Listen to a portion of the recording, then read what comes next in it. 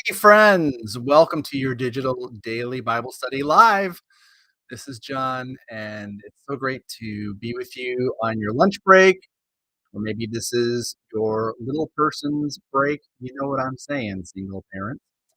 We are journeying through the New Testament in 90 days.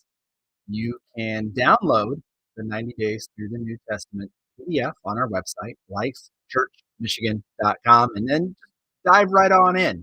Don't worry about starting on day one. Just join us, hop on that pony, and let's go. We are in First Corinthians right now. Yesterday, I did a kind of lengthier, longer digital Bible study with y'all. And thank you for those of you who hung in and watched the whole thing. Thanks, Mom. So today, we're keeping it short. We're in First Corinthians chapters uh, 9, 10, 11. Really, we're going to be in chapter 8, actually. Chapters 8, 9, 10, 11. Just kind of going to give you a big picture of what the Apostle Paul is speaking about, what he's trying to get across. So this is like a Google zoom out, a macro view, starting in First Corinthians 8. 4 years ago, I was in Nepal and then Sri Lanka, and we would go to these Buddhist temples, and they were, I mean, huge, immense. These giant, like skyscraper towers, and it's all these different idols and pretend deities carved into the building. You don't see anything like that here in North America.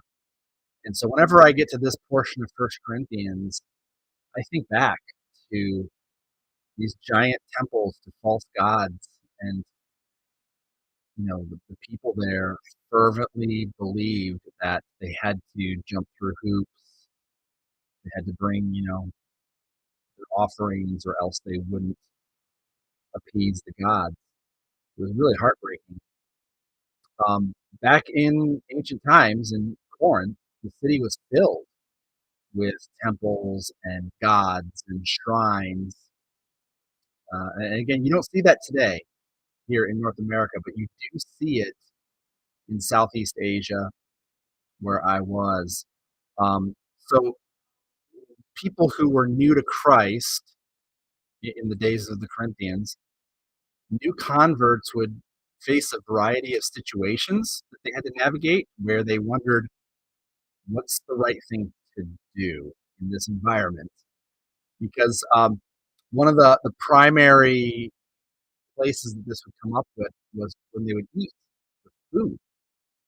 Food was such a big deal in their previous religious upbringing. So the question was, should they eat food that was offered to idols? And what if someone else was offended by this? So Paul's answer in First Corinthians 8 is it's complex. In the first couple of verses of First Corinthians 8, Paul argues for an ethic of love concerning temple food. Even if they have knowledge that temple food is permissible, since there is only one God, love should rule the day and guide their actions. They should not put a stumbling block before those who would find offense to eating idol food. So Paul urges them to limit their freedom for the sake of their brothers and sisters. Even though it's permissible, it doesn't mean it's the right thing to do, because it could become a hurdle for someone. Paul himself has freedom, but he sacrifices his freedom for others. So, for example, Paul has the right to ask for financial support as a minister of the gospel, but he refuses, because in Corinth, that would have been a stumbling block for somebody. So the Christian life is not for self gratification, but discipline and love. That's what you're going to see in 1 Corinthians 9. Paul is then going to argue that there is another compelling reason to not food that has been offered in the temple. And that reason is this: if you eat food offered to idols, you actually are engaging in idolatry, especially if you eat the idol food in the temple, like it says in 1 Corinthians 10. So, I guess in summary,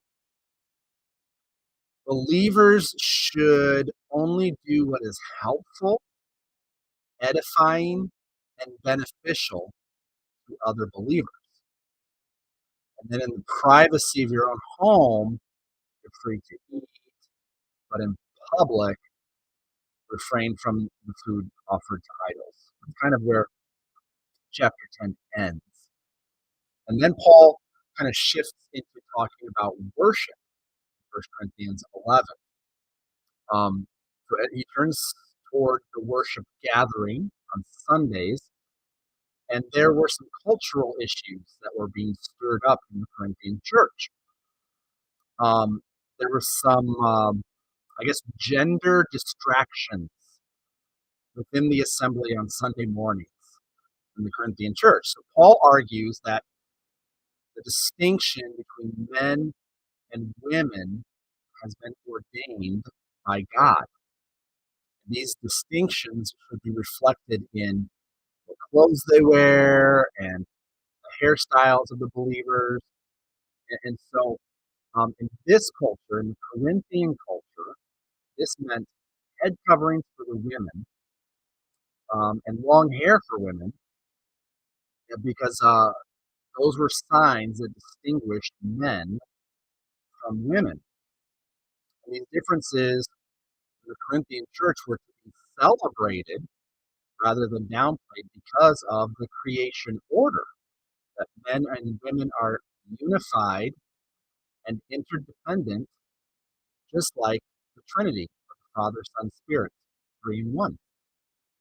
However, both the Trinity and creation also reflect a dissimilarity. Therefore, Paul said men should not cover their heads in worship, but women should.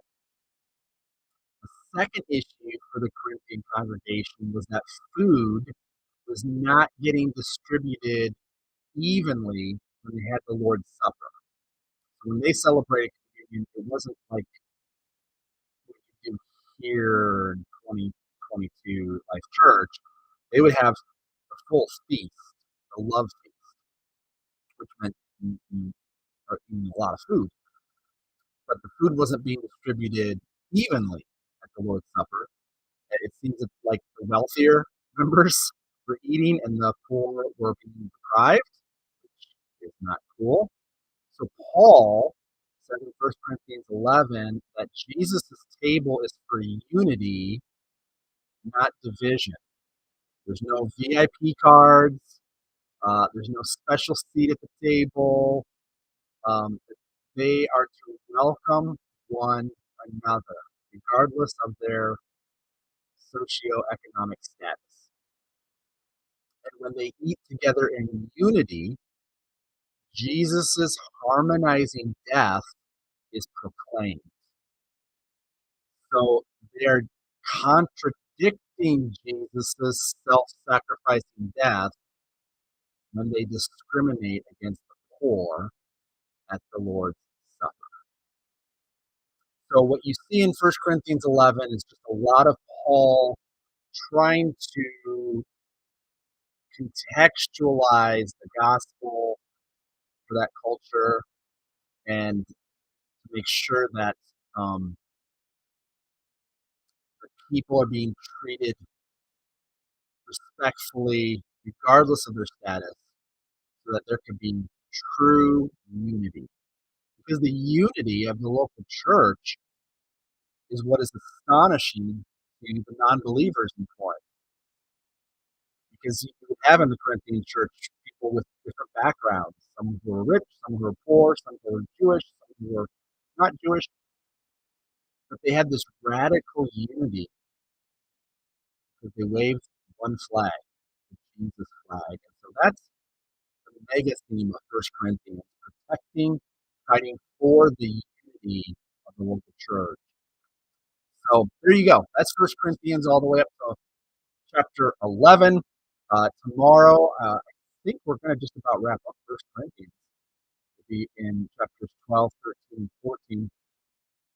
And then the following day on Friday will be one of my favorite chapters of the entire Bible, First Corinthians 15, and then chapter 16. So I hope this is helpful to you.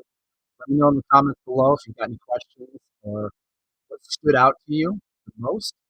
And feel free to subscribe on Spotify when you search Digital Daily Bible Study on Spotify. Then you can always catch up on your drive home from work or when you're getting kids around or whatever. This is a lot of fun for me. I hope this is beneficial to you. This has been your Digital Daily Bible Study.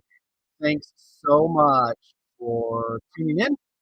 Get back to your lunch break or whatever it is you're up to. I'll catch you again soon. Enjoy your burrito.